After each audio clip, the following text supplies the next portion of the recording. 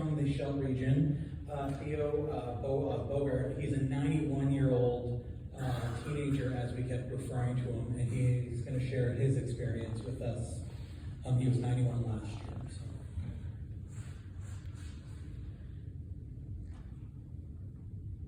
What was your name again? My name? Theo Beechwood.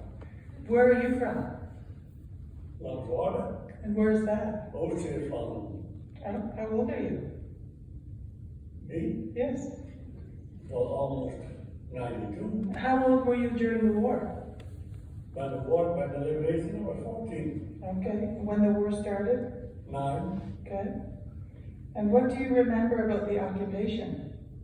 Oh my God. But they come in the house, kick the door in. Because we didn't open it quick enough. And they had to come and get the radio because we were not supposed to listen to the radio. That was news from England. Who came to get the radio? The Germans. And do you think you had hardship during the occupation? Hardship. Yes. On the farm we didn't. Okay. No, we didn't, because we had food, everything on the farm. And what do you remember about the liberation then? They shot at the Basilica in Ulst, but the Germans were in there looking for the Allied armies to come. And then they shot them down, and the tower fell in the church. And what was the date of the liberation in your area? 20th of September 1944. Okay, so that was earlier than other parts of the Yes, Netherlands. yes. See, Antwerp was liberated on the 4th of September.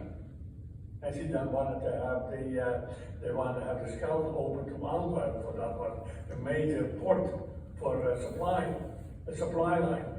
And that's why there was so much fighting. Because when we were liberated on the 20th of September, it was 8 weeks later before they were liberated in West Jutland. People had to evacuate, and we had a family from West Jutland in our house for about 8 weeks until the war was over, until they were liberated. What else do you remember about the liberation? What I remember? Yes. Oh my God, we all went to town, to Hulst, and then you know what they did? The NSB, they were the collaborators with the Germans, and then they were rounded up in Hulst, and then also the girls that had been going with Germans, they cut their hair. Some of them they threw them in the river. And they were not treated nice because some German soldiers were not bad people. Some were, but not all of them. There's some of them they didn't want to fight. And then later on the Canadians fell in love with Dutch girls. Is it any different? And then we went to see all the equipment that was enclosed. That the army, we had never seen anything like that. And the tanks. So you mean the Allied army? They were Polish though. Okay. First Polish division of the first Polish division. That's what it was called. And did you see Canadians at any point? Canadian soldiers? Yes. And of course later on that Canadians came. And they drove with the tank past our farm. Okay. And another one on the motorcycle. And he stopped and wanted to talk to us. And we couldn't talk to him. And then Paul ran we thought we had to give him something. And Paul ran to the chicken house and gave him an egg. Oh, because you thought you had to, on a motorcycle. you thought you had to give them something because you gave the Germans something? Yeah. Oh, I see. To say thank you? Something like that. Okay. It was friendly, but he didn't understand the words. Okay. And he didn't understand us. Okay. But then when they were in our town, and he said, I don't take this rule out of his own tone in our dialect.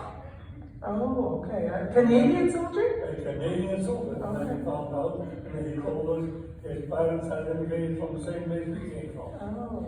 And he was fighting in the Allied army.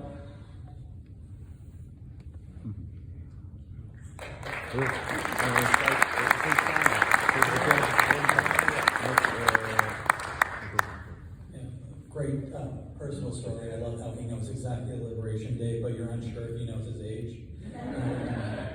But it's such a wonderful moment. So as part of the program today,